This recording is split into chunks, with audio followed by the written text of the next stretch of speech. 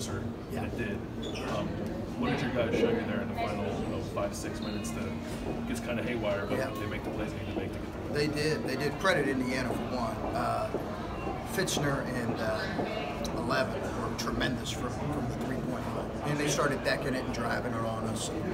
So give them credit to begin with. But we did think it would get tight. I didn't necessarily think it would get that tight, but you know, you realize it's a long game. We just kept telling our guys just get one stop. Make one play.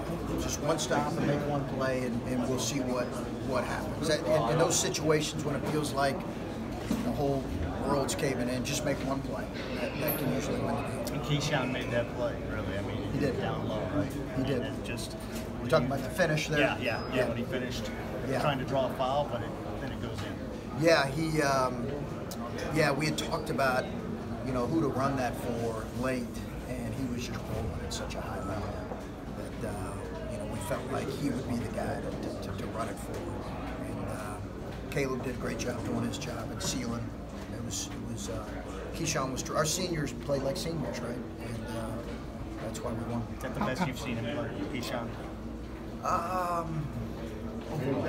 Yeah, he was really good at Creighton, but yeah, it is. How powerful is the weapon to have seniors who don't want to dance when you get in the march? It's everything. It really is everything for our team, and we, in light of obviously not having Caleb, we have kind of been trying to like we've wanted to see that more, kind of that look in their eye, and I thought they had it against Wisconsin.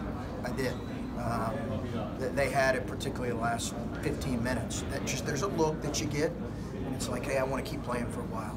And you know, Keyshawn's not played in a lot of NCAA tournaments, and neither has CJ for that matter. So. Chris, I guess it wouldn't be a press conference if I didn't ask you about the NCAA tournament, the bubble, and all that. I expected it from you. Yeah. Do you feel like we can be done with that talk now? Is this enough? Or how will you approach it now? I certainly feel like our body of work speaks for itself, and I really do. And I feel like obviously Caleb makes a difference for sure. We saw that. I think as much defensively as offensively, but we've had some high-level wins. That's a really good team we played that was playing exceptionally well. Chris, there was pretty early in the game, I know teams weren't making shots. Not that one of you guys really making shots, but it just seemed like you guys had a pretty good way about you that you were. And I saw you like at one point you were just sort of like nodding, sort of affirmatively, even though it might have been like 4-2 or something like that. Just did your guys have the approach you hoped they would on a stage like this, knowing sort of what you were playing for? Yeah, they did. We had good preparation. We were really good 2 days ago. We were good yesterday, although I had to remind them, like, hey, what we're walking into, and we're not coming to not play well. But we were really good 2 days ago. So yeah, I thought we had a good way about us. I really did think we had a good way about us. You know, we were fortunate. They missed some shots too. You know, they missed some shots. They made some late, but they missed some shots early that probably they would make.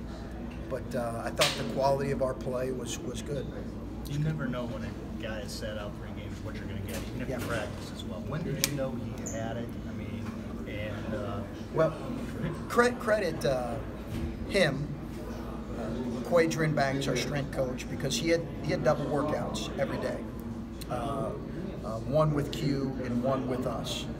One in the morning. Q gets into the weight room about 5:30. So he had double workouts, and then he had one when we were playing with Coach T. So he was always going twice a day. So we felt like he would be in pretty good shape coming back.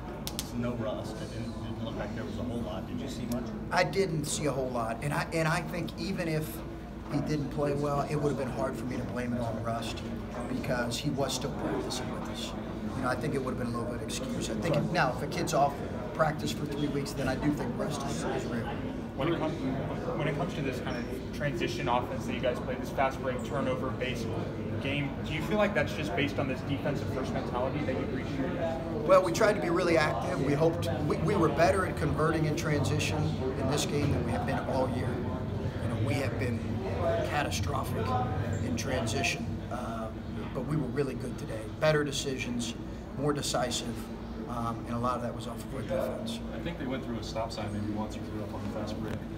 Yeah. Is it just Yeah. I don't know, was it an emphasis just to be more aggressive and you could live with that sometimes? Yeah, I wanted them to play free and loose, and yeah, I really did. I wanted to play free and loose. We were a little bit too free and loose with our shot selection in the first half, but I'd much rather have that than a tight team. I just didn't want a tight team at all.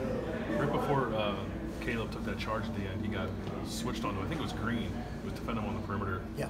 And I mean, he hit 6'3", he was looking like he was breaking him down to hit another one, and Caleb poked the ball away from him. Is that like, when you talk about Caleb's progression as a defender, defending a guy like that on the perimeter in that moment?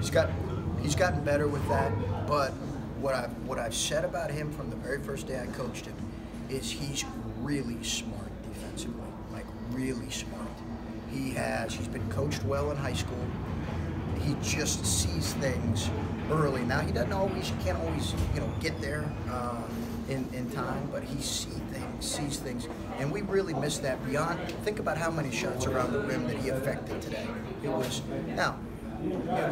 a good matchup for us in that, but he affects our defense in a lot of ways more than our offense.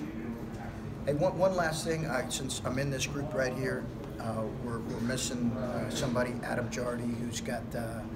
I just want him to know we're thinking about him. I know his son was in the hospital. Home. He's home. Yeah. He's home. Yeah, Okay, He tweeted that he'll be here tomorrow. Okay, will be here. good deal. Saving, Tell Adam. Saving me.